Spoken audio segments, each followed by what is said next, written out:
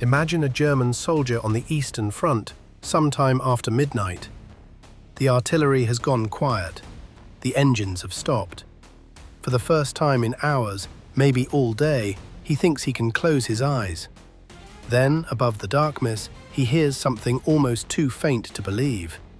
Not the roar of a heavy bomber, not the scream of a diving fighter, but a thin, ghostly rush of air passing over wood, fabric, and wires. By the time he hears it, the aircraft is already overhead. That sound belonged to one of the strangest combat airplanes of World War II, the Polikarpov Po-2. It was not fast, it was not heavily armored, it did not carry a massive bomb load. It was a wood and fabric biplane powered by an engine of roughly 125 horsepower, with a top speed of only about 94 miles per hour, slower than many cars on an American highway. On paper, it looked like a joke in a war of Messerschmitts and Focke-Wulfs. But at night, in the hands of the women of the 588th Night Bomber Regiment, later the 46th Taman Guards Night Bomber Aviation Regiment, this little airplane became a nightmare. They flew more than 24,000 combat sorties, striking supplies, vehicles, rail points, and rear area positions. The Po-2 did not terrify German soldiers because it was powerful. It terrified them because it came when they were exhausted, half asleep, and certain the night was finally safe. And the strangest part is this: the Po-2 had never been designed to frighten anyone. Before it became the Po-2, it was the U-2, a plain two-seat aircraft designed by Nikolai Polikarpov in 1928.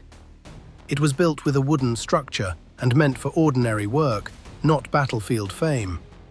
It trained pilots, it carried cargo, it moved passengers, it dropped parachutists.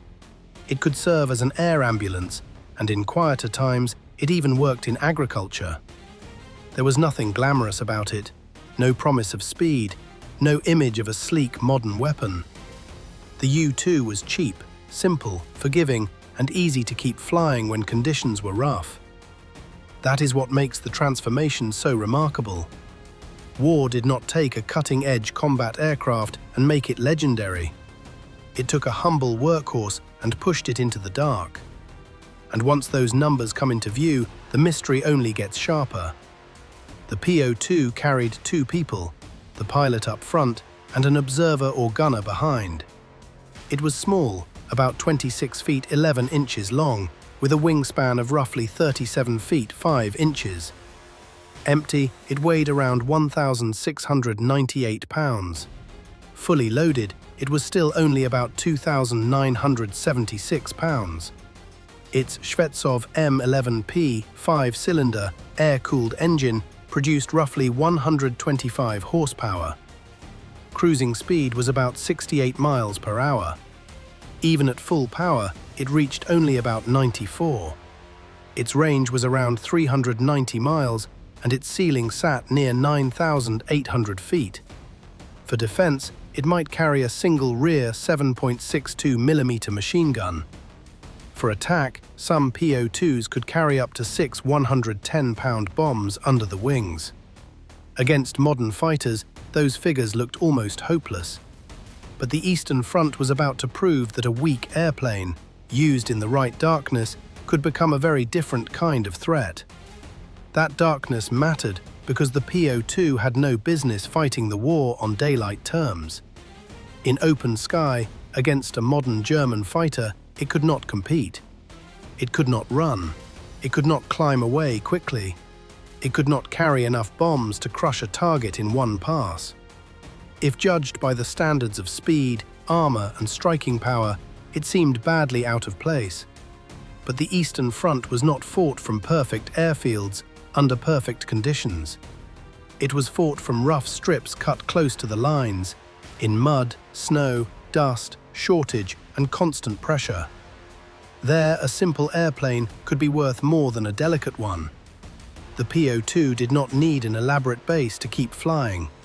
It could operate near the front, be serviced under harsh conditions, and return to the air again and again. After Germany invaded the Soviet Union in 1941, the U-2 LNB night bomber version gave that usefulness a sharper edge, adding a machine gun and a bomb load of roughly 440 to 660 pounds.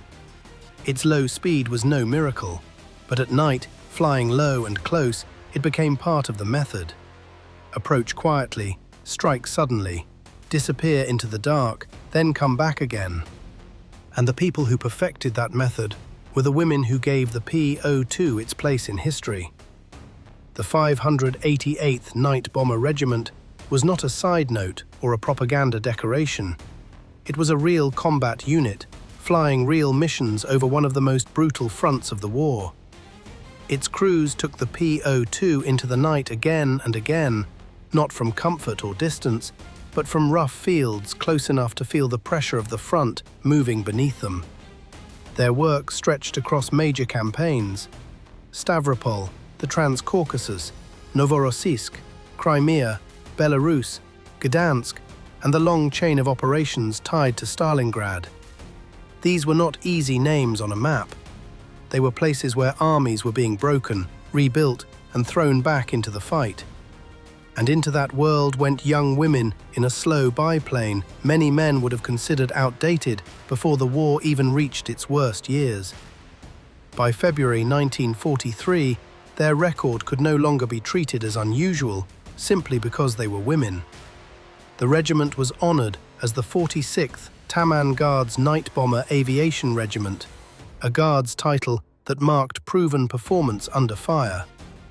That is where the Po-2 stops being just a strange aircraft and becomes a human story. The women who flew it were not given the newest or most impressive machine in the Soviet arsenal.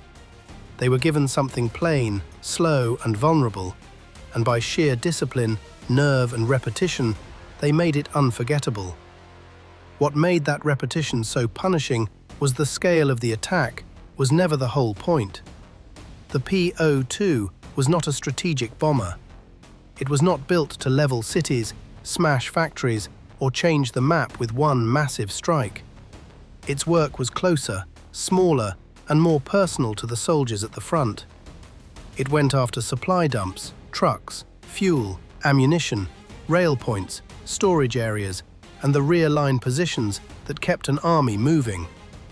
A single Po-2 could not deliver a great blow, but one aircraft was followed by another and then another. A crew would lift off into the dark, find the target, drop its small load, and return. On the ground, mechanics and armourers would reload the airplane as quickly as they could. Then it would go back out again. That rhythm was the weapon. For the Germans below, the damage was not only measured in burned supplies or wrecked vehicles. It was measured in interrupted sleep, nervous waiting, and the slow wearing down of men who had already spent the day under pressure. A unit might settle in after midnight, hoping for a few hours of rest before daylight brought the next movement, the next order, the next attack. Then came the faint sound overhead, and everything tightened again. The Po-2 did not strike like a hammer. It worked like a needle, small, sharp, and persistent enough to make the night itself feel unsafe. And that unsafe feeling often began with a sound that did not belong to any normal battlefield rhythm. The Po-2 was too small to shake the ground with engine thunder. It did not roar in like a heavy bomber or scream down like a diving fighter. As the crews neared a target, they could throttle back, letting the engine fade until the airplane seemed to slip rather than fly. What remained was the thin rush of air moving over wooden wings, struts, and bracing wires. To exhausted soldiers below, lying in the dark and listening for danger, that sound could be worse than a roar. A roar gave warning. This came softly. By the time it was clear, the aircraft might already be overhead. That is how the name Night Witches took hold. It was not only about the bombs. It was about the feeling of being hunted by something you could barely hear, could rarely see, and could not trust the night to hide you from. But the fear the Po-2 created on the ground should never hide the danger inside the airplane. For the crews, this was not some clever trick played from safety. They were flying a slow, wood and fabric biplane near the front, at night, often in bad weather, with little protection if the enemy found them. Searchlights could catch the aircraft in the open. Flak could tear through the light structure. A fighter appearing at the wrong moment could turn all that patience and skill into a matter of seconds. The Po-2 could be hard to stop when it stayed hidden. It was painfully vulnerable when it did not. That is what gives the story its weight. During their service, 32 members of the regiment's flying personnel were killed. Their achievements were honored just as clearly. 18 pilots and 6 navigators received the title Hero of the Soviet Union. Those numbers keep the legend honest. The Night Witches were not protected by a miracle machine. They climbed into an aircraft with very little to save them and then asked timing, discipline, and courage to do what armor and speed could not. And the Po-2 story did not end with that one famous regiment. By the end of the war, the same basic aircraft was also serving with Polish forces formed in the Soviet Union. The 2nd Night Bomber Regiment, Krakow, used the bomber version around Warsaw, on the Pomeranian front, and in the final drive toward Berlin. After victory, Poland kept the design alive by building licensed versions. The CSS-13, along with the S-13 ambulance variant. About 550 of those Polish-built aircraft were produced between 1949 and 1955. That longer life reveals something important. The Po-2 was never only a night raider. Across Soviet production, roughly 33,000 were built, with versions for medical evacuation, farming, transport, passenger work, cargo, and parachute training. The legend was born in darkness, but the airplane survived because it was useful almost everywhere. That usefulness, more than any single statistic, is what gives the Po-2 its staying power in aviation history. It was never the proudest-looking Soviet aircraft. It did not have the speed of a late-war fighter, the muscle of a heavy attack plane, or the clean, modern lines that make an airplane famous at first glance. Its importance came from something less glamorous and more stubborn. The ability to keep working when conditions were poor, resources were thin, and the war demanded answers that could be used immediately. Put the Po-2 in the wrong role, and it was simply an old biplane with too little speed and too little protection. Put it at night, near the front, in repeated harassment attacks against tired men and fragile supply lines, and it became a problem the Germans could not sleep through. That is the real lesson of the Polikarpov Po-2. In war, a machine does not always need to be the strongest to become dangerous. Sometimes it only needs the right hour, the right battlefield, and the right people. People who know how to turn every weakness into a method, and every method into fear.